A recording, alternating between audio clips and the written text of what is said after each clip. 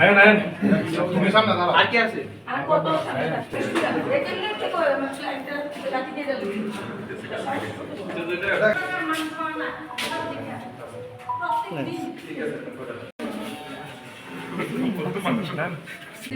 আচ্ছা ঠিক আছে, যাওগে তোমরা হয়ে গেছে। একটা কমপ্লেন করেছিলাম বার অ্যাসোসিয়েশনের পক্ষ থেকে, এবং ইন্ডিভিজুয়ালি একজন ফিমেল অ্যাডভোকেট এবং একজন সিনিয়র মেল অ্যাডভোকেট কমপ্লেন করেছিল। অ্যান্ড থ্রু বার অ্যাসোসিয়েশন আমাদের কমপ্লেনটা ছিল যে উনি মানে ড্রিঙ্ক করে ওঠেন।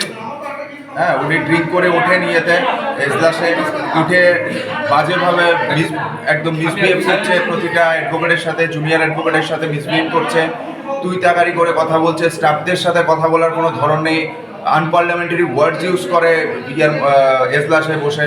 তো দিনের পর দিন এগুলো সহ্য করার জন্য আমরা কমপ্লেন করেছিলাম, এবং যে ফিমেল অ্যাডভোকেট কমপ্লেন করেছিল দীর্ঘদিন আগে, ওনার মানে অ্যাসল্টের একটা কমপ্লেন করেছিল, যেগুলো নিয়ে কোনো রকম কোনো নাড়াচাড়া করেনি।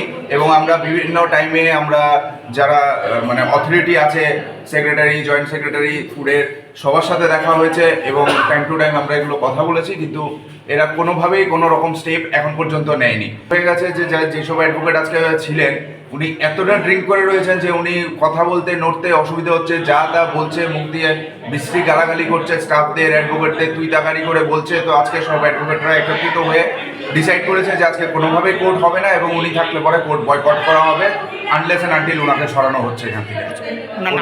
ওনার নাম গৌতম সরকার।